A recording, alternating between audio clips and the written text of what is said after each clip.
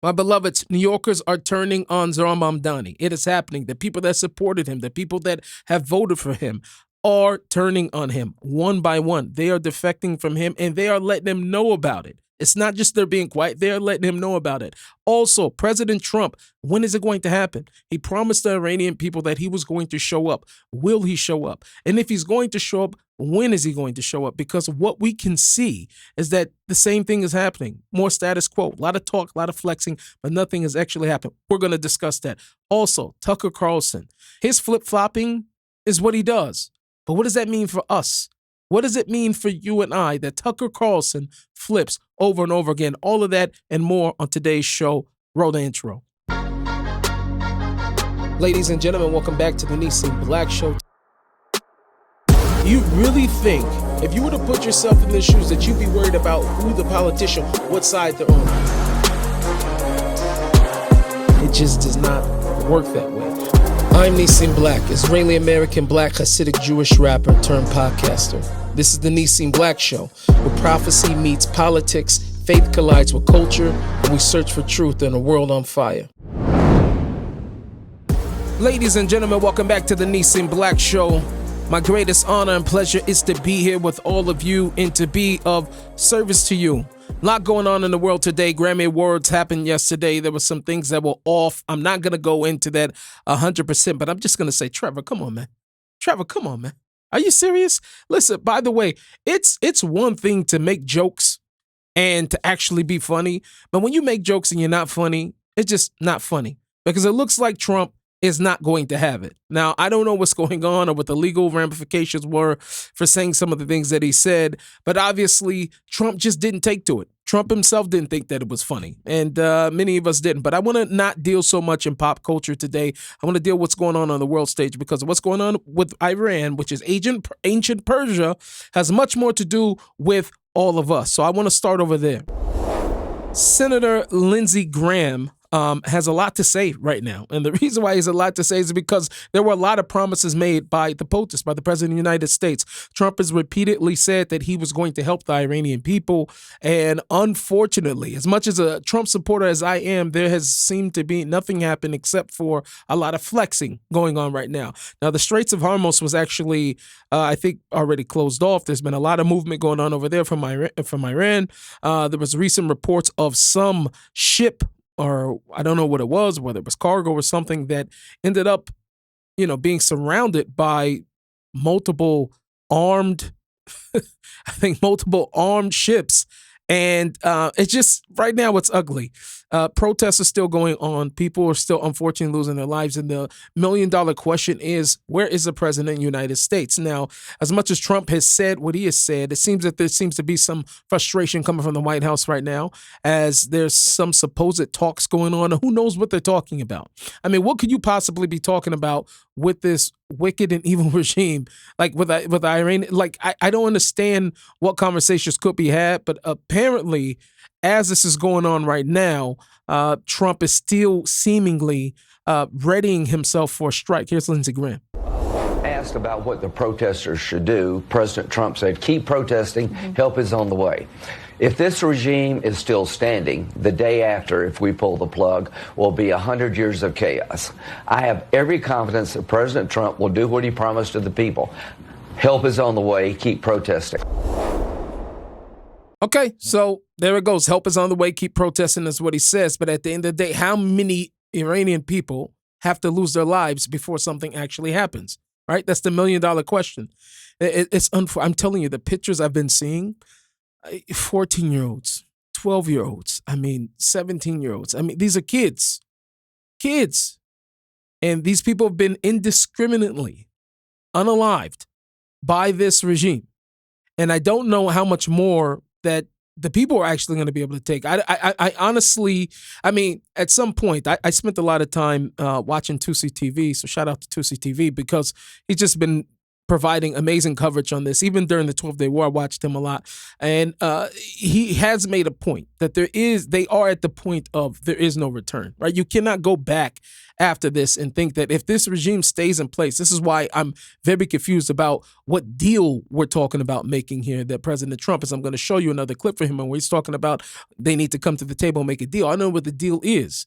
But for these people, unfortunately, this is their final stance. If they go back home and they finish this and they stop protesting, and this this government comes back into power like in full swing, there's going to be more executions. There's going to be more casualties as a result of that. So I don't know what it is. Here's more Lindsey Graham. The best thing you could possibly ever do to the Mideast is take this regime down, and they're as weak as they've ever been since 1979. Mr. President, you can do it.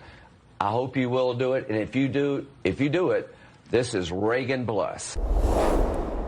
And I happen to agree with him there. I believe it. This will be something on a major level, regardless of all those people who are from the American First camp that are anti-war.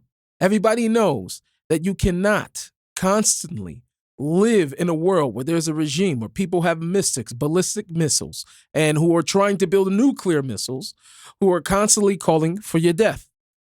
It just makes no sense. At some point, we have to put common sense into this. Now, of course, we're going to go into this deeper. I have a lot of thoughts about this that I want to share with you guys, and trust me, you are going to hear a perspective that you probably have not heard from anybody else. At least I haven't heard it from anybody else, and so I think it's important to say, especially concerning the freedom for this place. Now, look at these guys. These are lawmakers. I want to show you a clip of lawmakers right now in Iran who are screaming also, still, even in all of this, death to America and death to Israel.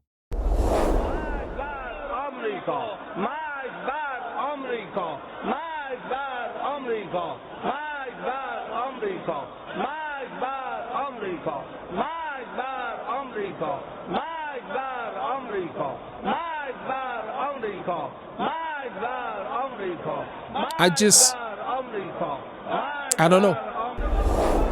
You know, I may not be the sharpest knife in the drawer, but there's nothing about that makes me think that this is a regime you want to make a deal with. Something tells me, ladies and gentlemen, I don't think that this is, and so maybe there's something much more going on to this than what I can possibly imagine. And it's not only them. There's other sympathizers. You have these people, and this is how bad Europe is. I'm going to show you a clip of a certain individual. His name is Asrar Rashid. And you're going to hear him defend. I mean, even in London, you have to understand this. What's been going on in London? There's been protests very much so pro the Iranian people, but then there's also been the protests of people who are pro Hezbollah. They're pro the IRGC. Also in the streets, I'm talking about in the thousands, and you're going to see from this particular person who I believe lives in London, hear what he has to actually say in his defense of the IRGC.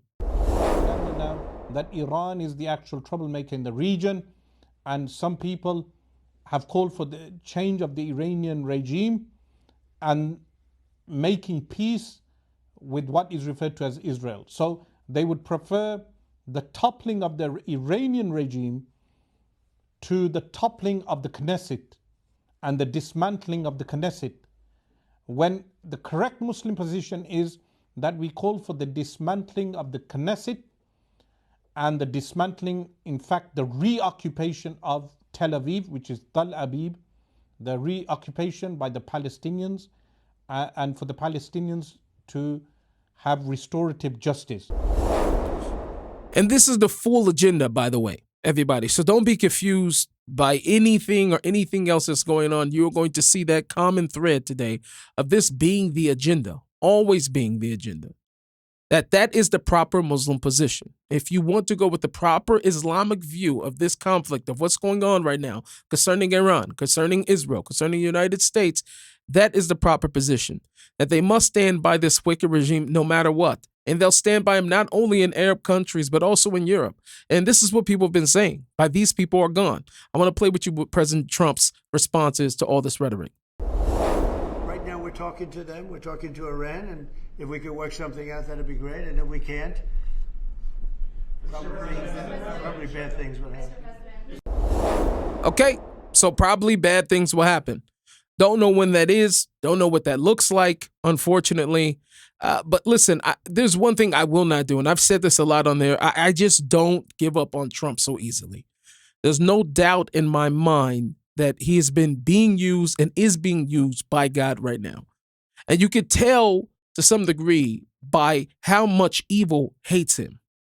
And that's what I mean. I'm talking about evil. I'm talking about those things, groups, peoples, ideologies, wokeism, the transgenderism, all these other things, is Islamism, jihadism, all these things together and collectively, right? Even the far woke right, all the people that I would sum up as evil based up through looking at the world through a biblical lens and through what God actually says, what is good and what is bad. These things, all of these entities, they all hate President Trump for a reason. And that is who he's doing battle against. I saw a beautiful tweet, I think it was from Reverend Wells, that he shared of a pastor who was actually speaking about this. You must see this. Things that Donald Trump is doing. Number one, he's judging evil. If you look at what he's coming against, it all is in the category of evil. Why did he go to Nigeria? Because the terrorists were killing. Why did he bomb Iran? Because Iran said that they were going to create a nuclear bomb and kill Israel and the United States. We're supposed to just let it happen? When you look at who he goes after the drug dealers. He goes after the predators. He goes after the You ready for this one? Uh-oh. This is for your deeper audience. Come on. Let me tell you something. When I knew this man was being used by God, in his first term, I don't know if you remember this, the witches, the warlocks, and the abortionists all came together. And this is what they said, I quote, "We are asking everyone in the United States to join us on Facebook Live as we cast curses on the President of the United States and all who support him." It was a Facebook Live. It was nationwide. Told my wife, I said, let's see how stupid the preachers are on this one. So if he said Satan will never cast out Satan, he will never attack his own, and then the people who represent Satan are attacking Trump, and then somewhere you got to ask the question is, well, maybe this Trump man is not of Satan. Oh, my gosh. See, but they don't think like that. They don't know how to think. They just go with their emotions, and they go with their arrogance and their pride. Everybody thinks that they know what they're talking about. Now, although it may take spiritual eyes for you to see, that this is actually, God's hand moving on the president at this time, this may be, far out of bounds for those of you who don't believe in God. But for those of you who do, who believe in, biblical and spiritual warfare, which is where we are right now. Spiritual warfare right now is upon us in a way that we have never seen before. And the problem is not that suddenly, it's as if it's this sudden rush of evil that has just now appeared. The problem, rather, is that society in itself has numbed itself to such a place to where it can no longer recognize that evil anymore. So we're living in a world that has become completely desensitized, so morally twisted that people no longer understand the spiritual consequences of what it is either that they would celebrate, the things that they excuse, or the things that they say they are tolerant of. Everything today has become so extreme. Everything has become so polarizing, right? I talk about this a lot. Everything either has to be completely stripped of any nuance, right? Or it has to be in a place for people to feel that there is some crazy, clarity here. That there's nowhere for us to truly try to pull out the truth out of that what seems to be gray. And the problem is that this mentality is very, very dangerous. And I believe it's dangerous for every single one of us.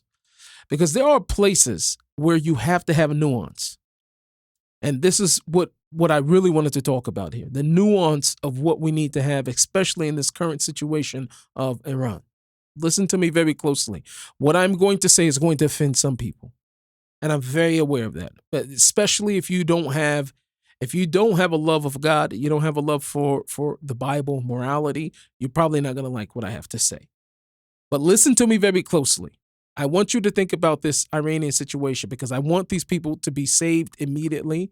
And it's bothering me, as I think it is many of us, that something hasn't happened yet. And as much as much as I should say this, I'm also very cautious. I do live in Israel, right? I did have to live here through that 12-day war, and it was not an easy situation to go through. And no doubt about it, if America attacks, the first thing they're going to do is come after Tel Aviv. I'm keeping all of that in mind. However, I want you to think about the Iranian situation right now from a spiritual standpoint. It will be the most beautiful thing in the world. It will be an absolute moral good for the world to see the tyrannical regime of the IRGC completely dismantled. To see a government replaced that allows basic human dignity, freedom of consequence, freedom of oppression. That will be the most beautiful future for the people of Iran. And that's whether or not this incoming government is democratic or something else. That's secondary to this truth, at least. The current regime is wicked. It's an oppressive regime. It is an illegitimate regime. And so I want to at least be clear for those before I say what I'm going to say, that do not twist my words. I do not support the IRGC. I don't support that regime. Anyone familiar with my work, they already know that. But here's where the nuance matters. And this is why I think it's so important to be thinking about this. I saw a video circulating online, and it was showing Iranian women all in hijab, and followed by images of them without the hijab, celebrating, this as their liberation. And I had to stop watching after like the second one. Because if the only thing being removed was the coercion, all right, that would be one thing. But what replaced it was not modesty, was not something I would have looked at as dignity or godliness.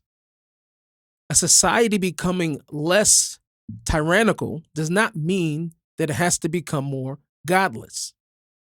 So freedom from oppression is not necessarily the same thing as freedom from God, except I would say that is actually not ideal. That is not the truth. It would be more so freedom. Real freedom is to be in bondage to God.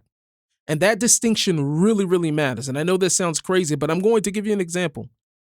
That true freedom is not absent of restraint. True freedom is devotion to God. We see this in the book of Exodus. Moses goes and he tells Pharaoh, he says, let my people go. Most people just only say that part. They never finish what he actually said. What he says was, let my people go so that they can go and serve God, not to go do whatever they want. Let them go serve their God. Service to God is freedom. That's the core truth of our world. And that is what's been forgotten by the world. It's a core truth, but it's what's been forgotten. We're all children of God. We are all children of a king. So each one of us have a rightful place in the palace of our king, so to speak. Each one of us have a room, we'll say that, close to God. And when you are in that place, your thoughts are going to be different. Your emotions are going to be different. Your actions are going to be different because you are in your proper place. You're in your home. People behave differently in the home as they do, as opposed to the way they perform outside the home or behave outside the home. Outside of that place, when you get out of it, there is nothing but distractions, darkness, bondage, confusion. So absolute freedom, as much as we are talking about freedom, and I am a big advocate for freedom for the Iranian people, absolute freedom, ladies and gentlemen, exists only with God. And without that perspective, and it's something for all of us, without that perspective, a person cannot properly understand what is happening politically, socially, or spiritually right now. Because this is a spiritual war and battle that's going on. And the importance of this is because specifically what we're talking about here, Donald Trump has been being used by God, and there's no question about it. Has it been perfect? No. Is there nuance? Absolutely. He definitely entered the office as only politician I know of that supported gay marriage, at least a presidency, and that matters. Even Obama didn't originally in 2008. He did by his second term. So for some others, there are friends of mine who I have that distinction really mattered for them. But this is also a man who stood against the transgender movement, against men competing in women's sports, against the drug crisis, against the woke ideologies, all of its offshoots, against these tyrannical regimes as we're watching right now, and overall against, I would say, moral chaos. For the most part, he has been fighting all of those things. And whether or not people like it, he has been positioned by God to fight evil in this generation. Why? I have no idea. My thought is because of his brazenness. We talk a lot about, tweets and different things that the president has said. And I was listening to a separate lecture from a rabbi who was talking about the brazenness of children in our generation. And this rabbi, shout out to Rabbi Brizak, actually, Dov Brizak, he said that our children are going to need brazenness. It's not a bad thing, it's a blessing. Because it is going to take brazenness to stand up against the evil that faces us in this generation. And if you don't have it, then you will not be able to face or to be able to stand up at times when you need to stand up and when you need to be strong about something. And so therefore, the brazenness of Donald Trump is being used by God to fight the brazenness of the evil that's in this generation. With all that said, it is my hope and my prayer that the Iranian people face freedom very, very soon. Very, very soon. Hey, wait 1 second. I want to tell you about something really unique I was invited to be a part of. It's called the Dream Raffle, and the grand prize is a fully furnished $1.2 million apartment in Jerusalem. It's not a timeshare, not a discount, an actual move-in ready home in one of the most meaningful cities on earth. You're entering a raffle, so it's a chance to win. But here's what matters to me. This isn't just about the prize. The raffle is run by a nonprofit, and every single ticket supports real causes in Israel: emergency responders, families in need, widows and orphans, soldiers, and community programs. So whether you win or not, your participation is doing real good in the world. They also have bonus prizes for early entries, including cash giveaways. If this speaks to you, the dream, the mission, or both, check it out at thedreamraffle.com/Nissim. That's thedreamraffle.com/Nissim. Okay, back to the show. Okay, another news, ladies and gentlemen. Mamdani is losing his people. New York is completely under fire right now. Mamdani's under fire. New York happens to actually be under ice. And I have a lot to say about this, as I do about many things. But it's just one of those things where you hate to say, I told you so, but I told you so.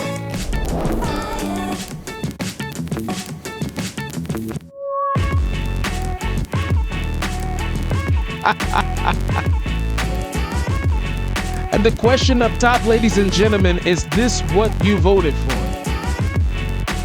Was this the New York you voted for? Look at him.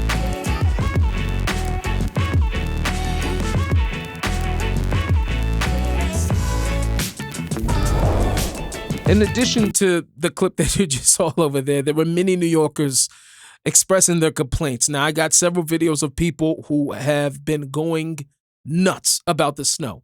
Not just about the snow, but about the lack of, alacrity that's been showing up from the mayor and from those who ever been responsible or who are responsible for cleaning it up. People are trying to make it through. You can't move your strollers through there. You can't drive anywhere. You can't park anywhere. And these New Yorkers, many of which voted for Mamdani, are very, very upset. I would have shared that clip with you, but there were so many different swear words. I just didn't want to put my team through any task of having to edit that out. But people are upset. And this is what I'm saying. When you try to make promises that you cannot keep, eventually it's going to show up. Here are people in New York at Mamdani's house, outside of his house, screaming at him, and they're letting you know, Mamdani, we were the ones who supported you.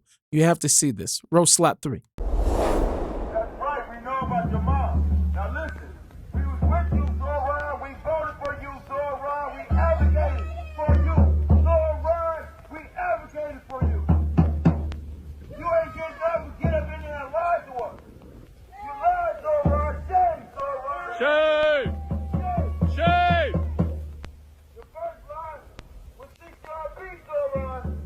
Shame! CCRB had the final say, so Wow, wow, wow. It is what it is. I mean, it's almost it's just so hard because I hate being the guy to tell you that I told you so, but I told you so, and we all told you so. And a lot of us, at least over here, I know to some degree I'm preaching to the choir because we all knew what New Yorkers were in for when they voted for this man. Because there is an agenda. I'm going to talk to you guys about the agenda. You're going to want to hear what the agenda was and the reason why these things are not being taken care of.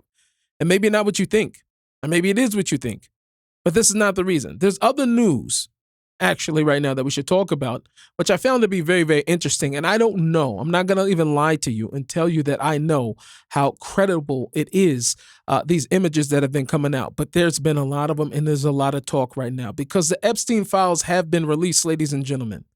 The verdict is out on several people, including Bill Gates and others. The Clintons been hit very, very hard by this, and I would be surprised. I'm not going to say I'll be surprised, but I will be rather upset, like a lot of other people, if justice is not served and these people are not put behind bars, whether it's Bill Gates, whether it's the Clintons, whether it's many others who are in there, and there's only more. I think there was over 3 million files or whatever. But what has been surfacing that is very, very germane to us right now has been several pictures of Mamdani's mother also with Jeffrey Epstein and with Bill Clinton. Now, I've been trying to figure out if this was AI or not just because they've been passed around so much. But at some point, you start to say wherever there's some smoke, there may be a fire. Check this out. So I'm going to show you several clips here of him, his mother, or not clips, actually pictures. This is Mamdani actually as a baby with Clinton and with Epstein. That's Mamdani with Maxwell with him as a kid. And it makes you think. Now, this particular picture here, this was Mamdani's mother there with Jeffrey Epstein in the back. And I had my team blur out just because she was in a bathing suit. You guys know me enough on this channel. I don't like to show anything, even hinting of being inappropriate. If I can try to stop it, I will. So we have blurred her out. But that baby is supposedly Mamdani. So there's questions right now that if you look at Jeffrey Epstein and you look at Mamdani, that maybe he's Mom Daddy. I don't know. And I hate the tabloid stuff. But the fact of the matter is, I looked at this picture for a while, you guys, and I said, what if? I mean, what if? I mean, because here's my thing. You don't just hang out with people like Jeffrey Epstein. And that's what I'm saying. Like, there's no way, there's certain things you can't do and also be clean at the same time. And hanging with Jeffrey Epstein and Clinton and all of that, and his mother was a film producer, and it shows here, let me see if I could go back to that one. It shows there on that one that she was actually, maybe I could come back around to it, that if you look on her Wikipedia, that she was married to Epstein before she was married to Mamdani. I'm just saying. I don't know. I'm just saying. But here's my point with all of this. Here's at least where I want to see this with a wider lens. Because this is bigger than just Mamdani himself. This is about identity.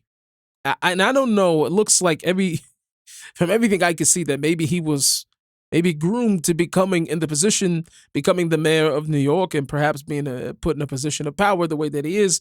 There's multiple things that's wrong with this. From the supporters, from these pictures. But I want to give you an example from my own life. In music, just like in politics, there's always pressure for a person to stretch themselves, to lean into personas, to lean into, characters, or to adapt your content, to chase wider audiences. And the same intentions can be good intentions if they are good intentions. Sometimes they're not good intentions. But the more reach, the more impact, the more influence, so a person can say that is good. If you are using it for the good, then it is good. The problem is, eventually, every single creator, every leader, every public figure reaches a certain crossroads. Especially if the more success, the more likely they are to get to that crossroads at a faster time.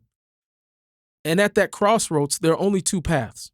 There's path one, where you stay true to who you are, which means that you may lose some of that audience that you garnered, right, while you were casting your bigger net. Or number two, you become that person that that you personified. And then in you becoming that person, you capitulate to that audience and you cast that bigger net and you get them, but you enter into this world of pretending and pretending so much that you become. And then once you become, you eventually collapse because you can no longer service that audience anymore. And that's what happened with Mamdani. The problem with Mamdani, ladies and gentlemen, is that he pretended to be something that he was not. A compassionate person. He pretended to be a person that cared about the pocketbooks of New Yorkers, who cared about, public service, who cared about certain minority groups. But he didn't. And the reason why he is having the backlash that he's having right now from his own supporters is because he was not being the real him. The real him, he was very clear about, and we saw it in the pro-Palestinian protests that he participated in. We saw it in private Zoom calls that he had with other people when he talked about what would be his catalyst for running and what he was going to run on. We saw it in him ignoring the pro-Palestinian movements and the slogans such as, from the river to the sea, or globalize the intifada. We saw this already, what his priorities was when he stood up at his inauguration and when he spoke about Palestine and Palestinians and the cheers that took place. And we even saw it when he showed us what his values were, or at least what was most important to him by day one inside the office, removing and erasing policies that supported the fight against anti-Semitism, or rather policies that protected Jews from anti-Semitism. Like, that was the first thing that he took care of. He didn't first take care of anything that had to do with the average New Yorker's pocketbooks. He didn't take care of any of the things that he said he was going to do about the economic crisis. And so much so, New Yorkers are mad right now because he didn't even foresee or to look at or to be thoughtful enough to make sure that the roads will be clear after a crazy snowstorm. And the reason why he did not do it, because, ladies and gentlemen, that was not a part of his real values. That wasn't the essence of what he wanted this power for. He wanted that power so that he can block any bans against the Muslim Brotherhood, as he spoke about. He wanted to be able to have that power to be able to push Islam and to spread the net of Islam and its control over major American cities. These are the things that were of value to Mamdani. And so therefore, if you were outside of those main values, you could pretend to be compassionate for only a little bit. It will wear off. You could pretend to be thoughtful for a little bit, but eventually it's going to wear off, because if it is not in you and it's only on you, unfortunately, you will revert back to the things that matter to you the most. And because of that, New York is suffering. Because of that, his supporters are turning on him. And because of that, ladies and gentlemen, we're just waiting for the final fall of this individual flat on his face, because he also ran on many promises that he will not be able to deliver on because they are not within his power to deliver on them. So we'll keep watching, but I hate to say, I told you so. I have to tell you that in our fast-paced lives, we rarely stop to just breathe, to reconnect ourselves with Hashem and with our purpose. And that's why I'm really excited to tell you about Kavana, an incredible new app that helps bring mindfulness and Jewish spirituality into everyday life. It's filled with guided meditations, music, sleep stories, quick 1-minute pauses, and daily inspiration, all designed to help you live with more Kavana, with more intention, more presence, and more meaning. And right here on the Kavana app, I'll be releasing a brand new guided Heat Buddha series, a powerful journey into personal prayer and connection with the Creator. So go download the Kavana app today, sign up, and join me for the course.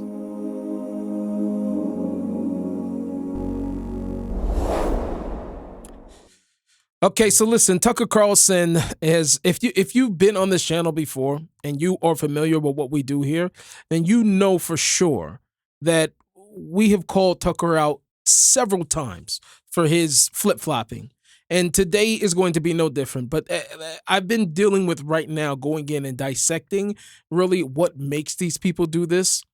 I want to do something even different. I'm going to give you, a little bit of an opinion on what Tucker is showing us about ourselves, because I'm running out of things really to say about Tucker himself, because he's doing it for us. I mean, to take him serious at this point, there's something that has to be wrong with you if you take him serious. And maybe there is something wrong with you, and that's okay, because we're going to deal with that. We're going to get rid of all these demons today.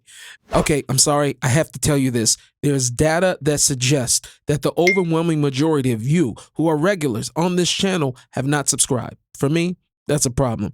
Not that you can't be here, not that you can't just watch this content, but why not subscribe? You're coming here every day anyway, and there's so much more we're going to do that you don't want to miss. So hit the subscribe and the notification bell so that you can be updated with everything new that we do. Okay. And it's a well-known fact that Tucker Carlson has struggled with alcohol. We've seen it. I've shared some of that even on this channel, and maybe that could be it.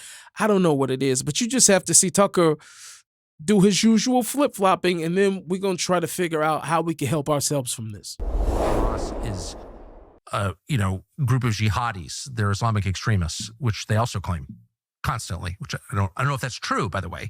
It seems more like a political organization. Raised some eyebrows this week when you said that Hamas is more like a political organization than a terror group. I didn't say that. And as someone who has zero interest in participating in any kind of boycott, much less against Israel, I'm just not interested. I'm happy, whatever, by the hummus. And I wasn't on Twitter, but I kept getting texts from people like, oh, they're so mad at you about the hummus or something. Since when is hummus Jew? It's an Arab food. The one person we know who has crystal clarity on what's happening, not just in this country, but in the world, someone who's watched it and chronicled it for years now. His name is Douglas Murray. I know Douglas, and I think that I've always gotten along with him, and I think that he's clever, but he's hardly an expert on anything. Well, so right. Like, what? Dave Rubin, whoever that is? Dave Rubin, though, does he matter? That's why Dave is like just a child. Like, you don't pay any attention to Dave. Tucker blurbed my book. He wrote, Dave Rubin is one of the bravest, smartest people I know, as well as a tremendous television presence. I think U.S. aid, military aid to Israel, and the implied security guarantees, some explicit, but many implied security guarantees of the United States to Israel probably haven't helped Israel that much long term. It's a rich country with a highly capable population.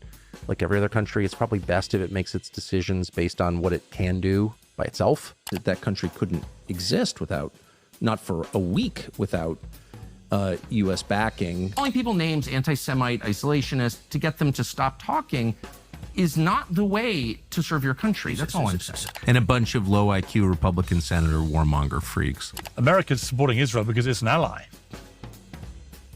I don't even know what those words mean. I'm just saying principle they're an ally, right? I mean, they both... I don't know what that means to be an ally. To say we don't care what the president of the United States wants in his foreign policy. That's not the behavior of an ally. What if Qatar was our closest ally? Again, not promoting Qatar. I'm not moving there. I am, however, tomorrow buying a place in Qatar. Listen, I don't know who is watching Tucker Carlson. I honestly don't. I don't know what the viewer looks like. I don't know what excites them. I don't know what they believe is a good life, what they believe good principles are, or what life should be built on. And the truth is this, it's hard for me to picture it even. Like, who is that listener? But I will tell you who I don't think is listening to Tucker Carlson. I don't believe it's people who are deeply interested in truth, obviously. I don't think that it's people who are grounded in moral clarity. I don't think that it's people who live a life of awe of God. I don't believe that it's people who open scripture, people who are trying to align themselves with something higher than themselves. I just don't believe that's who his audience is. And I don't say that to insult anyone. I say because people generally attract an audience that they resonate with. So when you speak publicly or you are consistently in front of people, you don't just shape the opinions. You generally will gather people who feel at home with your content or with your worldview. All right. So there's a camaraderie that forms, a bond between, this content creator and the people who are consuming the content.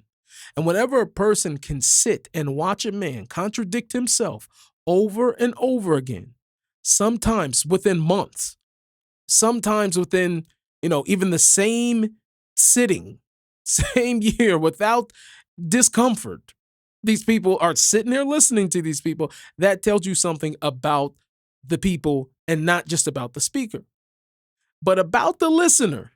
I want to be very, very clear. I don't think it's worth fighting Tucker's audience. They not like us. They just not. We're not trying to reach them. But for the small number of people who may be confused, who may be drifting, this matters because people fall for characters when they don't have a firm grip on what morality is. And I want you to think about this. The distance you have to travel from basic common sense to regularly consume content from somebody who constantly reverses himself.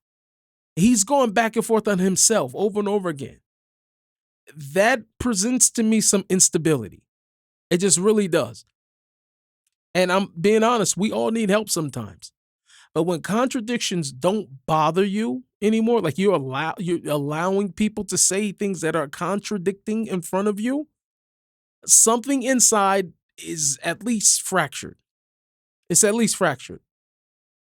Which points me in this direction. This isn't about Tucker Carlson, it's about us. I want you to use people like him as a mirror. Ask yourself this: am I holding contradictory ideas? Do I say one thing and then live my life in another way? Do my values actually agree with each other? Or am I fragmented? Because this flip-flopping, this moral whiplash that we're seeing with Tucker Carlson, it happens when a person's opinions become more important than God's opinions. That is the only way that you can live like this. That is the only way that you will contradict yourself effortlessly. It's when you no longer are connected to one. You are no longer one. You are split in fragments. You have become fragmented. And God himself is one. That's his identity. God is one. He is absolute oneness. He is absolute consistency. He is absolute truth. So therefore, being connected to him, you would have those things. When you disconnect from God's oneness, you become mixed, pulled in multiple directions, driven by multiple impulses, incentives, attention, ego. And eventually, the soul itself will lose its peace. So rather than making this about Tucker Carlson, which I'd love to, because, Milk Bar, shout out to him. The clip is amazing. He's always amazing. I'd rather us take a lesson from this and learn something far more important. Let's look inward. Let's pray that we be unified within ourselves and unified with God, that our values align, that our words match our actions, and that our opinions are submitted to truth. Because the only way for a person to truly reach tranquility, especially in this busy, crazy, nonstop, world that is full of bright lights and distractions, the only way to get to that tranquility is from one, unity between the person and God. And unity only comes, oneness only comes when a person is connected to he who is one, period. That concludes our show for today. Make sure that you leave a like, subscribe. We have been pushing. You guys have no ideas. I just want to give you guys just a small little bit. I think we only been on this particular channel since I moved over from my main channel to this channel. And I think we've already hit more than 2 million people on YouTube. And we just started posting consistently to Spotify, and we are already past 30,000 a month of downloads, of listeners. And that's because of all of you. So continue to spread this, continue to share. And remember always, my beloveds, to serve God or to live trying. I'm out.